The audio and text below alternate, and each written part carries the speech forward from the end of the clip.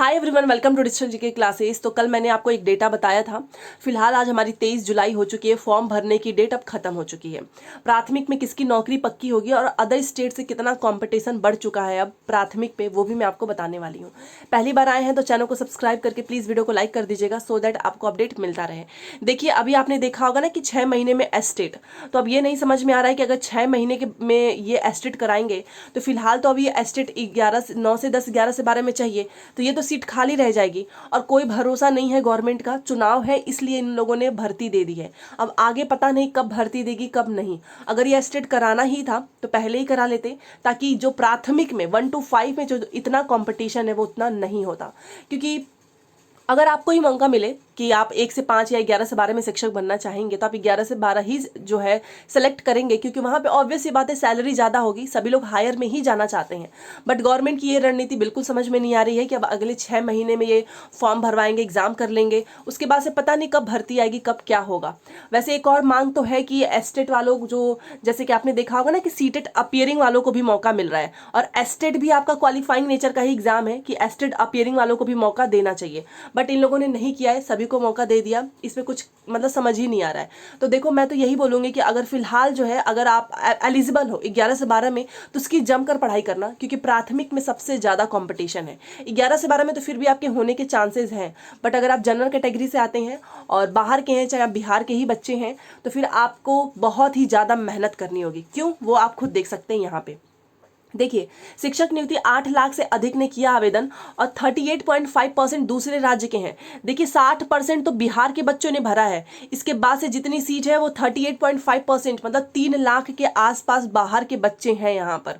ठीक है, और यहाँ पर देखिए लिखा भी है कि नियुक्ति के लिए विलंब शुल्क के साथ आवेदन करने के अंतिम दिन शनिवार को शाम 6 बजे तक 8,63,081 आवेदकों ने 3 अलग अलग श्रेणियों के रजिस्ट्रेशन कराया है।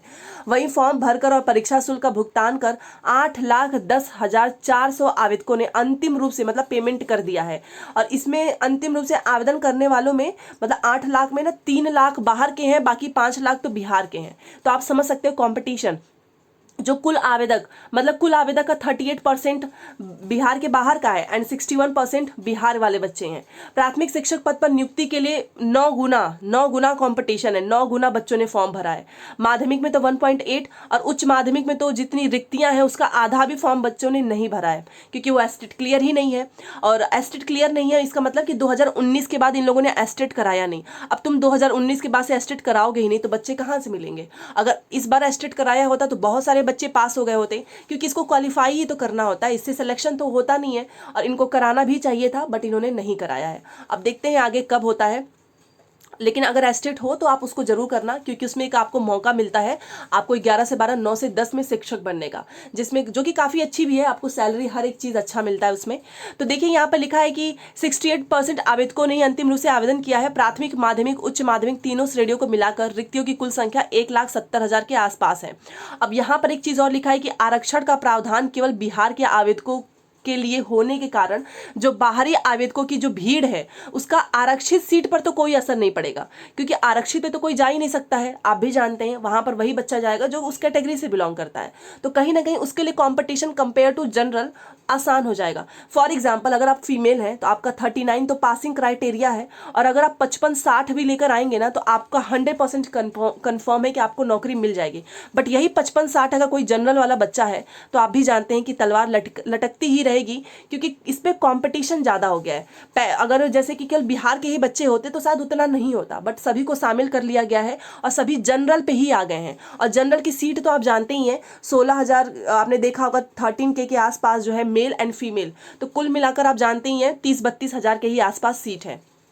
ठीक है, वहां पर भी शायद अभी एक क्राइटेरिया लगा है कि फीमेल वाले में तो फीमेल ही जा सकती हैं, जनरल फीमेल वाले में, और अगर उनका नंबर ज़्यादा आता है तो वो दूसरे में भी चली जाएंगी। तो ये तो खासकर मेल वालों के, मेल जो है उनको भी काफ़ी जो है यहाँ पर मेहनत करना होगा अगर आप एक अपनी सीट कंफर्म करना चाहते हैं।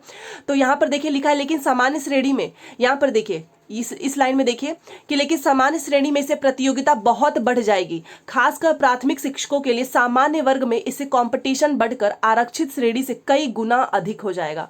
तो देखिए, ये तो सभी जानते हैं कि अगर आप पीआरटी में हैं और अगर आप जो है जनरल से बिलोंग करते हैं तो आपके लिए कंपटीशन बहुत ही ज़्यादा हो जाएगा, क्योंकि अगर आधी सीट फीमेल को मिली है, बाकी आरक्षित जो वहाँ के जो कैटेगरी हैं उनको मिली है, उसके बाद से कुछ ही सीट बची है जहाँ पर बिहार के स्टूडेंट, बाकी बिहार के बाहर के स्टूडेंट सभी फाइट करने वाले हैं।